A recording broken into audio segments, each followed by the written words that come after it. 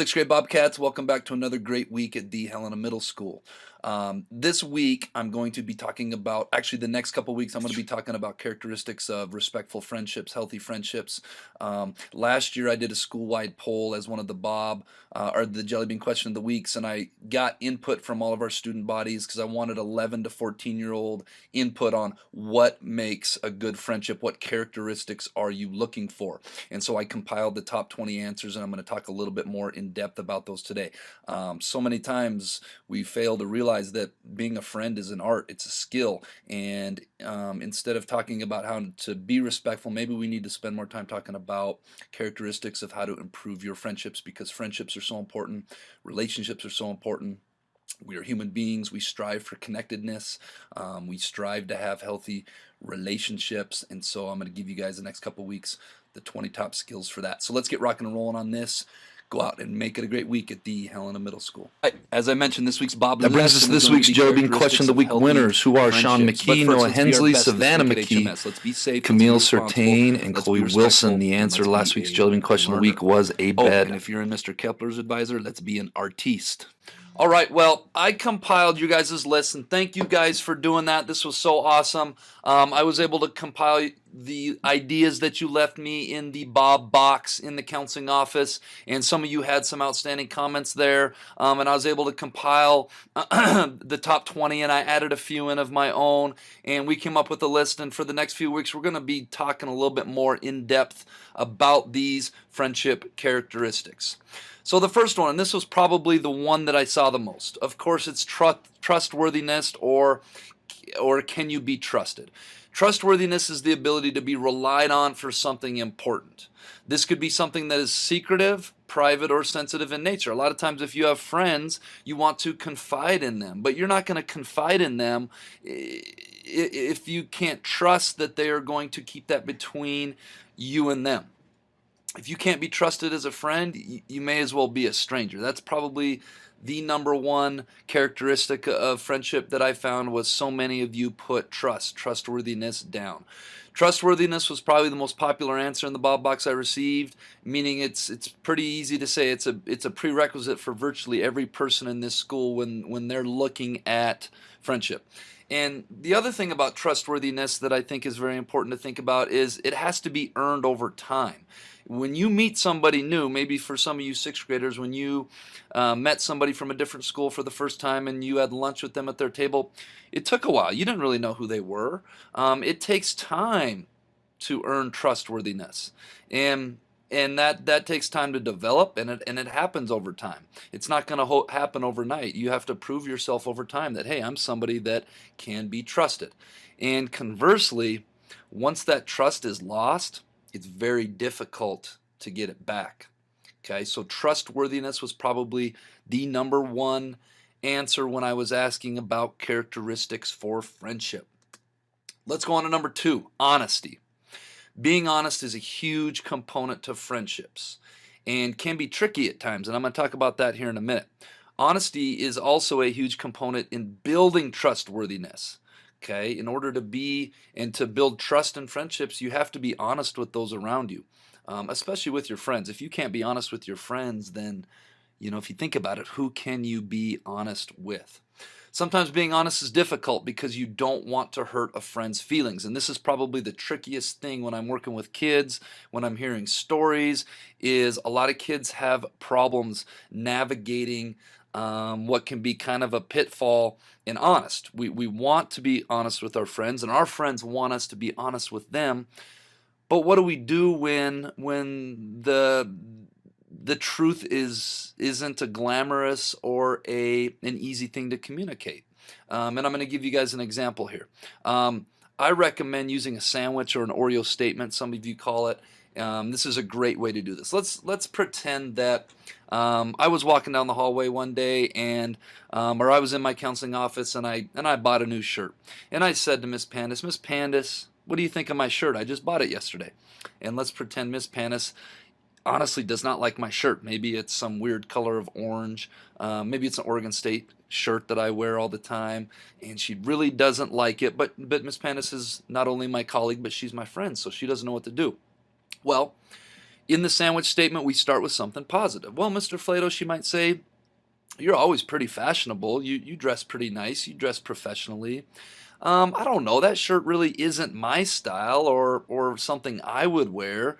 But you know what, Mr. Flato? I think it looks pretty good on you. Well, that would be an example of how she could be honest with me, but she could also do it without hurting my feelings. Okay, so when we got to be honest with friends, and sometimes it's not an easy thing to say, think about using a sandwich or an Oreo statement. You start with something positive, okay, and then you kind of give them the ugly truth or whatever it is that's tough, and then you finish it off with something positive. So little tip there about honesty. All right, folks, quick question for you in your classrooms.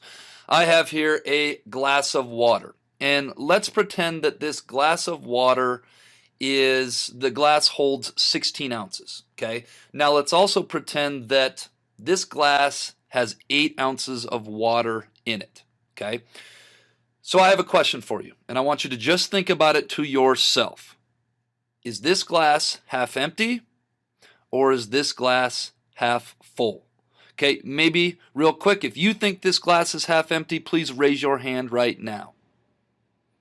All right, if you think this glass is half full, I want you to raise your hand right now. Okay, now I know that we are all in middle school, and we all know that the answer is both, because the glass holds 16 ounces, we have 8 ounces of water.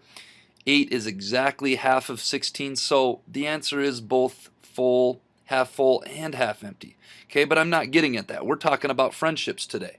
Okay, and unfortunately, there are so many negatives and sad things everywhere in life. You look around, and you can find it. Get on the internet, get on Facebook, get on the news, and there's just tough information out there everywhere. Okay, when we think of good friends, we don't think of somebody that brings us down every day. We think of someone that is fun and positive to be around. Think about it. You want to be around people that are fun and positive. That's who you want to surround yourself with if you're a fun and positive person. I've never seen people that pick out friends and I say, well, why are you friends with Mariah, or why are you friends with Sally, or why are you friends with Michael? Oh, because they're pretty negative and gloomy. I never hear that. It's why are you friends with these people? Because they're fun and positive to be around. Okay, we're talking about half full, glass half full type of people. Friends who are fun and positive to be around tend to be more enjoyable to hang out and associate with. So, and this is kind of an overall attitude about life. Okay, we can look at things in so many different ways in life. I'm encouraging all of you in your friendships and just in your everyday life, be a glass half full type of person.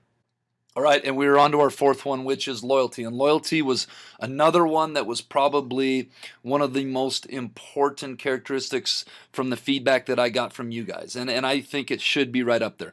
Loyalty is defined as giving or showing firm and constant support or allegiance to a person or an institution. Okay? When someone is loyal, it helps build trustworthiness. And remember, trustworthiness was probably the number one answer that I got from you guys. Loyalty is important because it shows, quote unquote, who has your back. And I know that's slang, and I got a funny picture down here of that.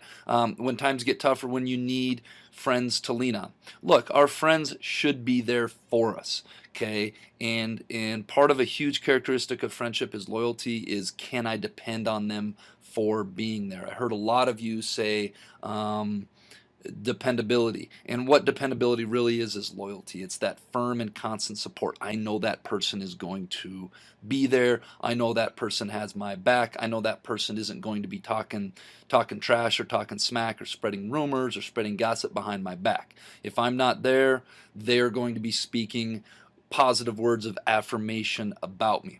And I have a couple little pictures down here that I thought were cool. We'll start with the one on the left. Loyalty isn't gray. We're talking about gray. We're not talking about color. We're talking about a metaphor. We're not talking somewhere in the middle. We're talking that loyalty is black or white. It's either there or not. You're either loyal completely or you're not loyal at all. And people have to understand this. You can't be loyal only when it's convenient from you. Okay, I can say that all my top friends, all my friends that are in my inner circle, they're there because they're loyal, and they've proven that over the years. Another thing about loyalty, it doesn't happen overnight. It's something that we got to work for all the time. And in the bottom right, I think this is pretty funny. It says, "I've got your back," and a couple stick figures. Thank you to Mr. Kepler's art class 2, their advisor, that graded my last stick figures as a C-. I will take that all day long to the bank. Thank you, Mr. Kepler's advisor. All right, and the fifth one and the last one we're going to discuss today is, of course, respectful. I saw this one a lot. Top friendship characteristics, a lot of people put they have to be respectful. And this shouldn't come as a shock to anyone. It's one of our universals here at HMS, and for a good reason. When I talk about being respectful, I think it's my favorite and most important in my eyes. They're all important, but I think being respectful is the most important universal. Because no matter who you come in contact with in life, no matter who you associate with in life, you have to be respectful to people. If you're not respectful, you're not going to get too far in life. And healthy friendships, of course, fit into this category. Healthy friendships are built on people being respectful to one another. If you're disrespectful to your friends, you may not have those friends for very long. If you're disrespectful in general, you may find it challenging to find people who want to be friends with you. Okay, so being respectful is something that we should shoot for all across the board to every person we come in contact with, whether we like them or not. And we have to be extra respectful to those people that are our friends, or we might not have them for long. All right, let's get to the part of the lesson where I give away jelly beans. This week's winners: Danger Dufler, Henry Coy, James Tran, Kendra Schmidt, and Megan Glatz. The answer to last week's lesson was the letter D, or December. Those were the first letters of each month, 1 through 11. Obviously, December is the last month that was missing, and we're almost there. We're 1 month away. All right, this week's jelly bean question of the week: what occurs once in a minute, twice in a moment, but never in a year? Do you think you know the answer? Get it submitted. Make sure you put your full name on it. I had some correct answers, but I was missing full names or names at all. And tune in next week to see if you're a winner. Let's make it a great week at the Helena Middle School Bobcats.